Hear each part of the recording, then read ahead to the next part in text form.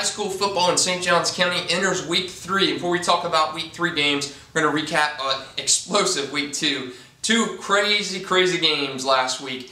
If you're a St. Augustine fan and if you're a Nice fan, it worked out well in your favor. St. Augustine down 10-0 in the fourth quarter to Bartram Trail, rattles off 27 points in the fourth quarter, beats Bartram 27-10. Bartram just no answer. They lose their 11th consecutive game to St. Augustine.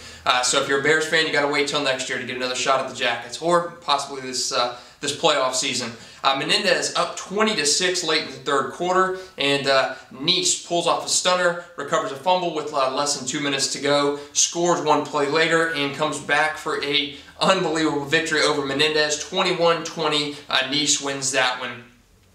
Creekside loses a big one to Mandarin. Creekside, if you remember, got on the board last year with a victory over Mandarin in Week 2. This year cannot do the same. Mandarin 41, Creekside 28. And last but not least, Ponte Vedra, in a little bit of a deficit in the third quarter, comes back and beats Episcopal Perry Orth. Another spectacular game for him, 310 yards passing, and beats his former team. He played as a backup quarterback last year at Episcopal. 35-25, Ponte Vedra, they're out to a 2-0 start, their first ever. And we're switching gears to this week's game. St. Augustine hosting Creekside. That should be a pretty one-sided game for the Yellow Jackets. A blowout victory last year for St. Augustine, and the Yellow Jackets seem to have found their second gear, if you will, last week at Bartram Trail. Marquise Merrill, huge game last week. 3 touchdowns receiving all in the fourth quarter, and incredible game for Marquise. So looks like St. Augustine has gotten back on track offensively.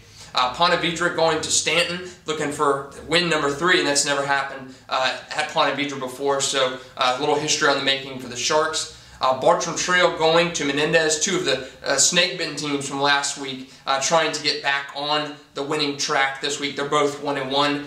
Menendez looking to bounce back from a 24-3 loss to Bartram last year. Menendez coach Keith Cromwell used to be an assistant at Bartram, so this team know each other pretty well and have quite a bit of respect for each other. Again, Creekside going to St. Augustine, Nice going up to Episcopal. Nice, if you remember last year, lost on a last-second field goal to Episcopal. Episcopal 0-2 this season, looking it back on the winning track against Nice. Last but not least, St. Joseph going down to Lighthouse Christian, looking for their first win. St. Joseph was off last week, looking for their first win of the season. We'll get back to you next week, recap Week 3 games, kind of talk a little bit about playoffs shaping up with district play beginning here very shortly.